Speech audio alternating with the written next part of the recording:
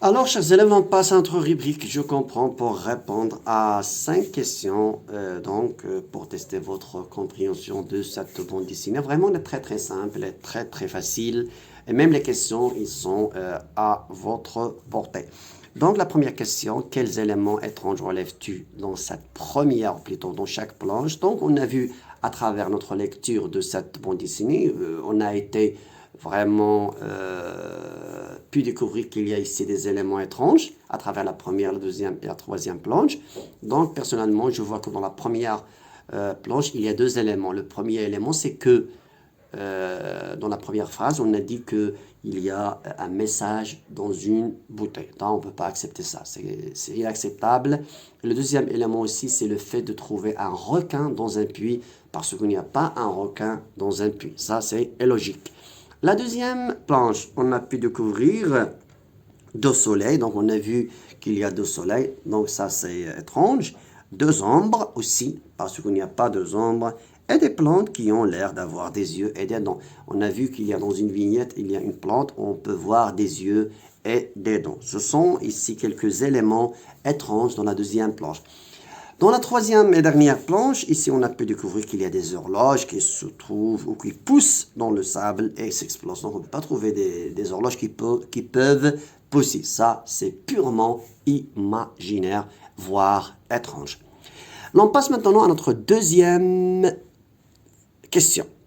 Quelle vignette te permet de dire que Philémon est tombé dans l'eau des puits? Donc on a pu découvrir dans la première planche que Philémon est tombé dans l'eau. C'est clair?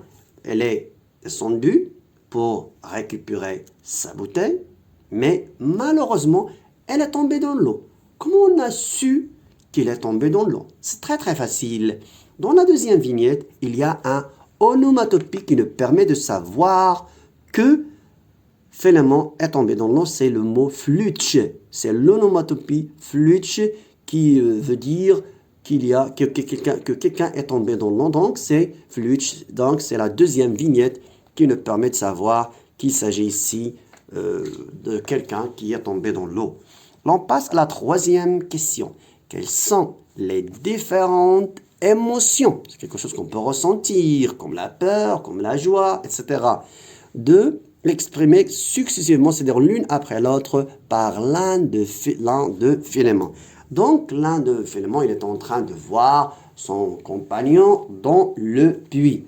Donc, l'on va essayer de dire qu'ils sont ces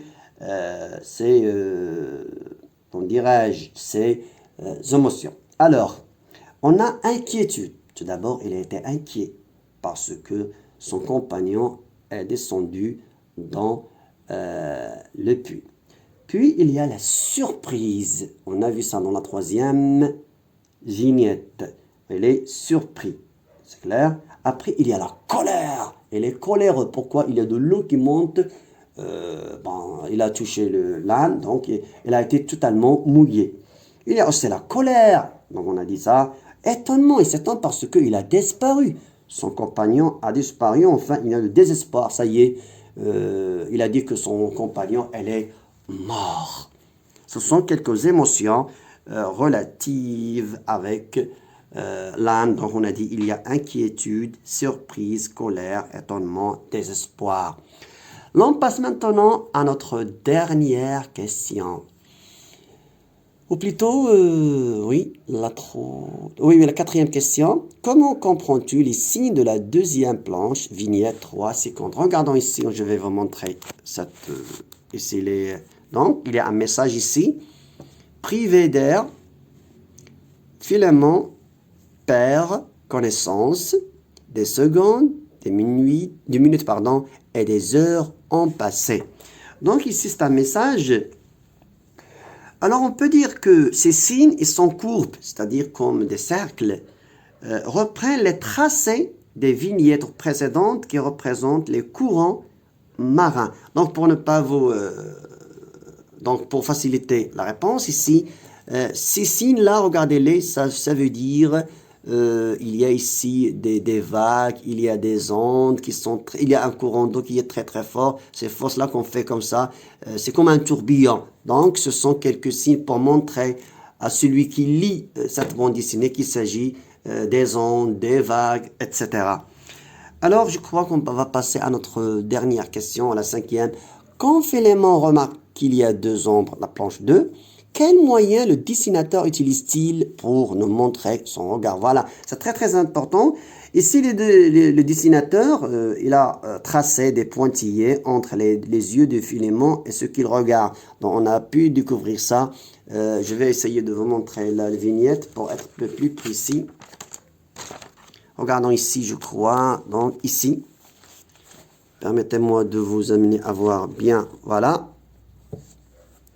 Là, voilà, c'est ça. Donc, la vignette, regardez en bas, s'il vous plaît. Donc, ici, on a des pointillés. Regardez les points. Ici, les points. Pour montrer que Philémon, il est en train de voir quelque chose. Donc, c'est clair. Donc, ces pointillés essaient de dire que Philémon, il est en train de voir quelque chose. Donc, ce sont quelques questions relatives avec notre histoire, Philémon, le naufragé du A. Merci et on se verra dans une autre vidéo.